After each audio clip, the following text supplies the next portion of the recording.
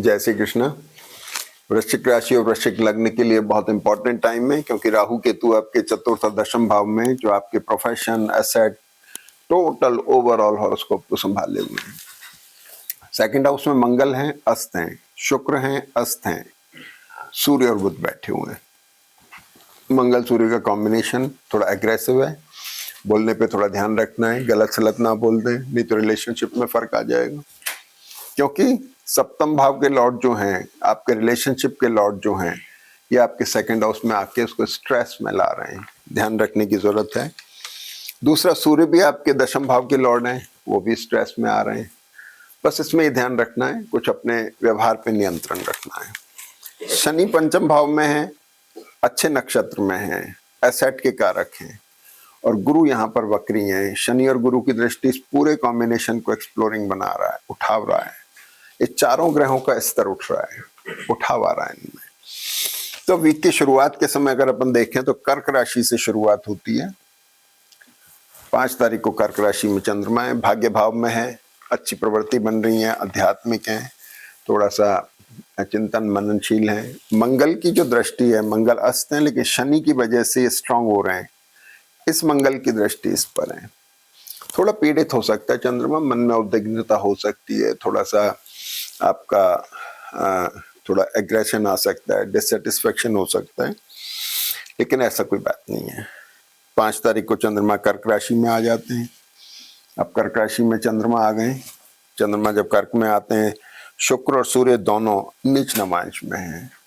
सूर्य तुला में है, शुक्र कन्या नवांश में है। चंद्रमा केतु के साथ बैठ के थोड़ा सा इरिटेटिंग है पहले 1-2 दिन में, इसके बाद स्ट्रेस में भी आते हैं, लेकिन भाग्य के कारक हैं तो भाग्य की उन्नति कर रहे हैं, काम में एक्टिव बना रहे हैं आपको, आप एक्टिव हो रहे हैं थोड़ा सा। इसके बाद में यह कि 6 तारीख को शुक्र ठीक हो गए, तुला राशि तुला नवांश में आ गए। 6 तारीख को दिन में 12:15 बजे चंद्रमा सिंह राशि में आ गए, और 7 तारीख को वर्गोत्तम में चले जाते हैं। ये 7 तारीख को चंद्रमा 11:56 से में वर्गोत्तम में आ गए, जो बहुत अच्छा समय, जो आप काम में ले सकते हैं, नई शुरुआत करने में, टाई अप करने में, ज्वाइनिंग में, किसी में भी। ये आपके चंद्रमा यहाँ आ गए। 8 तारीख को शाम को 6:30 बजे चंद्रमा कन्या राशि में आ जाते हैं, और यहाँ से एक बड़ा अच्छा एपिसोड स्टार्ट होता है। यहाँ पर जो चंद्रमा है, इनके ऊपर शनि की दृष्टि है। शनि और चंद्रमा मिलके एक रीडिफाइनिंग मोड बना रहे हैं, पुनर्विचार शुरू हुआ, भाग्य के कारक हैं, कुछ तीर्थ की तरफ जा सकते हैं, यात्रा कर सकते हैं, आध्यात्मिक प्रवृत्ति हो रही है, गुरु इसको मदद कर रहे हैं, और चंद्रमा मंगल से दृष्टि होकर इसे स्ट्रांग बना रहे हैं। तो कन्या राशि के चंद्रमा स्ट्रांग हो गए। इसके बाद में 8 तारीख को तो शाम को चंद्रमा आए, और 9 तारीख को बुध कन्या नवांश में आ जाते हैं।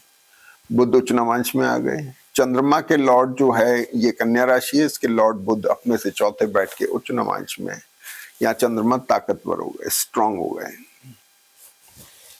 शनि से दृष्ट है, पुनर्विचार चल रहा है, पॉजिटिव सोच डेवलप हो रही है, अच्छा हो रहा है, पैसे की दृष्टि से, प्रोफेशन की दृष्टि से, इन्वेस्टमेंट्स की दृष्टि से, वगैरह वगैरह।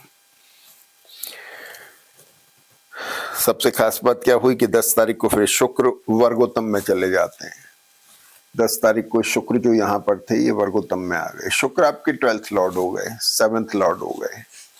लेकिन बड़े ध्यान से देखने की बात है, जहाँ इन्वेस्टमेंट शुक्र बता रहे हैं लग्जरी प्रॉन चीजों के अंदर, और आपके किसी चीज में इन्वेस्टमेंट जो बता रहे हैं शनि, ये शनि और मंगल, लेकिन शुक्र 7th लॉर्ड होके सेकंड हाउस में हो रहे हैं, ये थोड़े एक्सप्लोरिंग भी हो रहे हैं। ये मैरिटल रिलेशनशिप को थोड़ा सा उसके अंदर एक ऑल्टरनेट डाल रहे हैं। जिन लोगों की थोड़ी सी जन्म पत्री स्ट्रांग है, वो लोगों को ट्रैवल हो जाना, या स्पाउस की ट्रैवल हो जाना, हेल्थ के थोड़े बहुत चैलेंजेस आना, कफ कोल्ड टूथ इन्फेक्शन हो जाना, एग्रेशन आ जाना, ये सब है।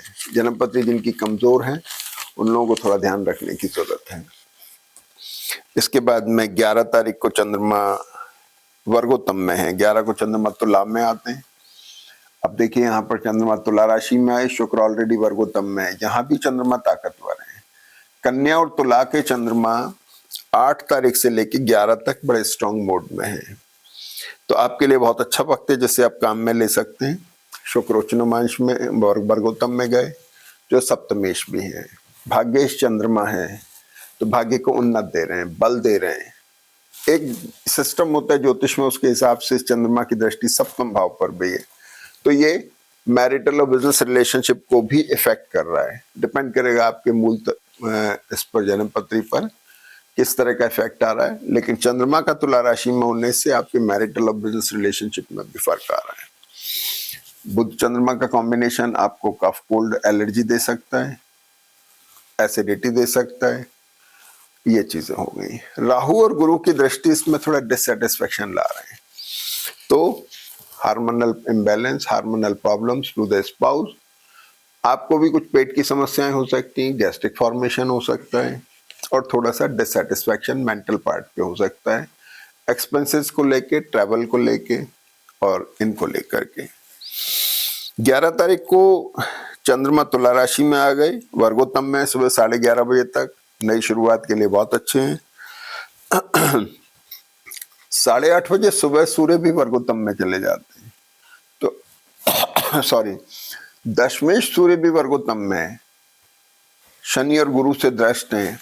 अच्छे के लिए प्रोफेशनल चेंज आ रहा है, प्रोफेशनल चेंज जो आ रहा है बेटरमेंट के लिए आ रहा है। अगर जन्म पत्री अच्छी है तो निश्चित तौर पे बदलाव अच्छा है, जन्म पत्री कमजोर है तो थोड़ा सा ध्यान देने की जरूरत है, और अपने नौकरी पेशा हो गया, व्यापार हो गया, उसके लिए विशेष ध्यान रखने की जरूरत है। और 11 तारीख की शाम को मंगल भी वर्गोत्तम में चले जाते हैं, जो आपके लग्न के लॉर्ड हैं, राशि के लॉर्ड हैं, 6th लॉर्ड हैं। तो इसलिए जन्म पत्री इस वीक के अंदर, वीक के एंड की तरफ जाके बहुत स्ट्रांग हो रही है, जिसका आपको फायदा उठाना चाहिए। बहुत अच्छे मूड में हॉरोस्कोप है और अपने को प्रयासरत रहना चाहिए। प्रयास रहने से हम जन्म पत्री के अच्छे प्रभाव ले सकते हैं। जय श्री कृष्ण।